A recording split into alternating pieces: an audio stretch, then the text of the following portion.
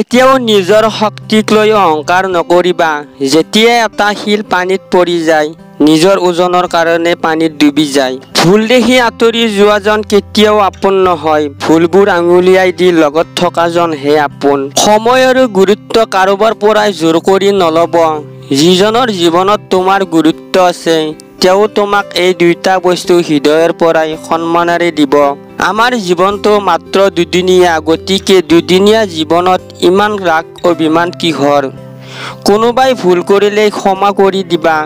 আপুনি ভুল কৰিলেই ক্ষমা বিচাৰিবা। জীৱন শেষ হৈ গ'লে আৰু সুযোগ নাহে। মনত ৰাখিবা, পানীতকৈ চাহৰ মিঠা বেছি, তথাপি পানীয়ে পিয়াস গুচাব পাৰে। গুণতকৈ ৰূপৰ জিলিকনি বেছি, কিন্তু গুণেহে মানুহক মহান কৰে। শূন্য পকেটৰ পুৰুষজনক লগ দিয়া, দেখিবা তেওঁ যেতিয়া সফল হ'ব, ৰাজকুমাৰীৰ স্থান দিব তোমাক।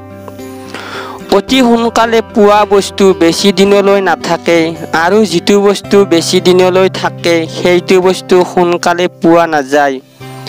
কাৰোবাৰ ভৰিত ধৰি সফলতা লাভ কৰাতকৈ সেই ভৰি দুখনেৰে দুখোজ আগবাঢ়ি নিজৰ ৰাস্তা নিজে তৈয়াৰ কৰাই শ্ৰেষ্ঠ। মানুহে যেনেকৈ লেতেৰা কাপোৰক লৈ লাজ পায়, তেনেকৈ লেতেৰা মন এটা লৈও লাজ পাব লাগে।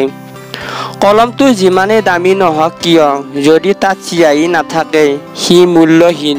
ঠিক তেনেকৈ মানুহ এজনে বহুতো ডিগ্ৰী অৰ্জন কৰি যদি সাধাৰণ শিষ্টাচাৰখিনি নাজানে, তেন্তে সেই ডিগ্ৰী অৰ্থহীন।